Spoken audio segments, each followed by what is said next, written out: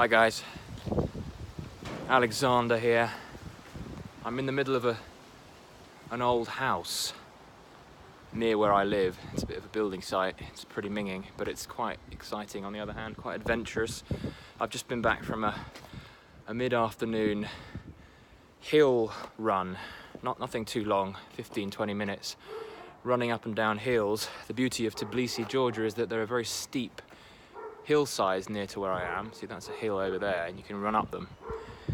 I wanted to talk about exercise, the dreaded exercise word, but how important it's been for my output, my creative possibilities, my productivity could not be as it has been, which is quite prolific as of late, without the advantage that I gain, the incredible, immense advantage I gain from lifting weights, running a little bit. To be honest, I haven't been doing much cardio stuff, so I've only just taken that on, but even just the weights does a fair amount of sort of heart work, cardio work, but weights has been tremendous for expanding my brain. I can feel my mind expanding whenever I've done it. Whenever I finish, I'm at my highest creative output, like my ability to think of new ideas and to bring previously isolated ideas together in the nodes and mesh and network of my brain is unbelievable,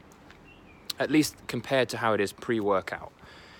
So I wanted to bring it to you guys' attentions, and I'm sure many of you do exercise, and I'm sure many of you might even take this as slightly condescending, although I don't intend it to be. I'm just trying to get some content out there, and I really want to make sure that everyone is taking advantage as well as they can. And I'm all about maximum output. I'm not one of those guys who talks about taking it easy and, you know, taking endless rest days and, you know, taking life one day as it comes. Although that's actually fair enough. But, you know, not slowing down too much. I think life's fruits and life's rewards really come through being active and pushing a little bit, you know, pushing beyond your comfort zone, and exercise plays a key role in that. And I have spoken before of this rather genius concoction, I thought.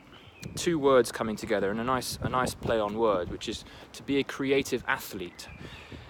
I think when many people think of creatives, they tend to think of the cardigan wearing, laid back, artsy type who is very good at intellectualizing and creativizing and expressivizing and using one's brain with arse firmly planted to seat without doing much maneuvering. Why don't we change that dynamic? Why don't we move now into the next phase of creative output and innovativeness and inventiveness, and why don't we bring physical movement into the mix here and commit to being, as a group, as a whole, as a tribe, creative athletes.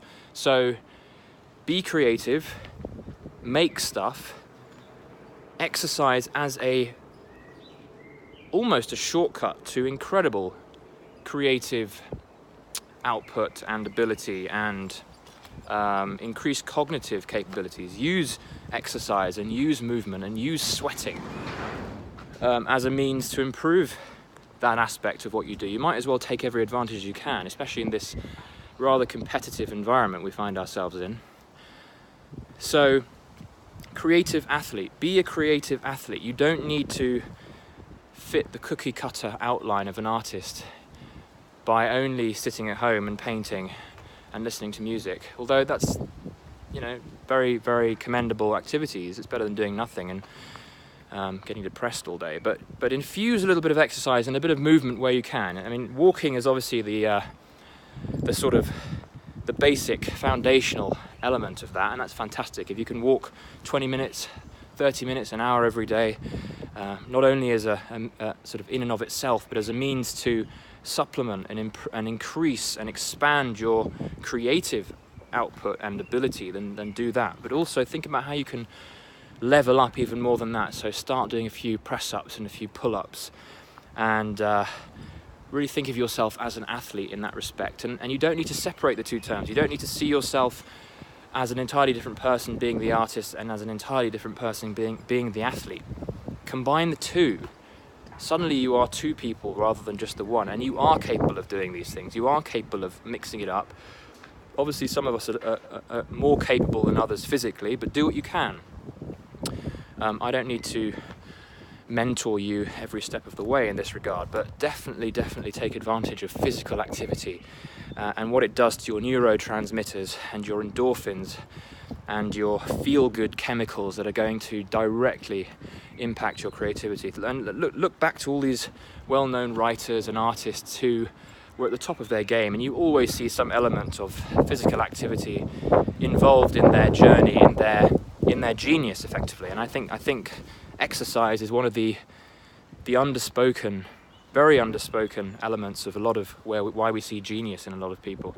A lot of these guys go for runs, they go for long walks. Charles Dickens was famous for walking 3, 4, 5 hours every day, and look what he did.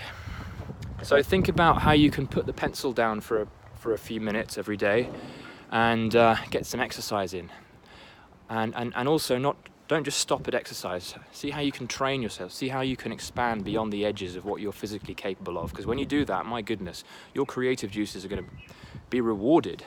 They're going to be firing, and that is where you get that edge, that advantage. Think of your life as a sort of holistic network of elements that work together. You are not a creative in isolation. You are an athlete. You are an artist, you are a thinker, you are an intellectual, you are a public speaker, you're a communicator, you are a friend, you are all those things, and all those things deserve your attention. And if you think big enough, you are able to push the boundaries in all of those areas, and you are able to succeed in all of those areas. Do not think small. Think big, mix it up, and see how you can be that creative athlete. Wake up a bit earlier. Athletes do that. The real hardcores, they get up early and they start to enjoy that thrill that comes with sort of getting ahead of the pack and waking up before everyone else does, and waking up before it gets light, and getting out there and doing exercise. If you want to take this to another level, do what I do. I'm now waking up at 5 a.m. Shock horror. I know it sounds ridiculous. I sound like a proper square, but I think the future is going to be owned by the squares again, guys. I really think that those of us who are able to be disciplined and do what no one else is willing to do, you're going to win, guys. You're going to win. Get up before everyone else does. 5 a.m. is my new hour of choice, and I'm loving it. I'm loving it. I do not like the feeling of opening my eyes and feeling that comfortable pillow underneath me. But I put my alarm on the other side of the room, and my goodness, I make sure I get out there, jump up, hobble over to the alarm clock, and start the day. And then I've got 20 minutes of exercise. So I'll do some press-ups and stuff, 20 minutes, then a bit of meditation. I'm doing what I never used to do, and I'm really feeling a ton better.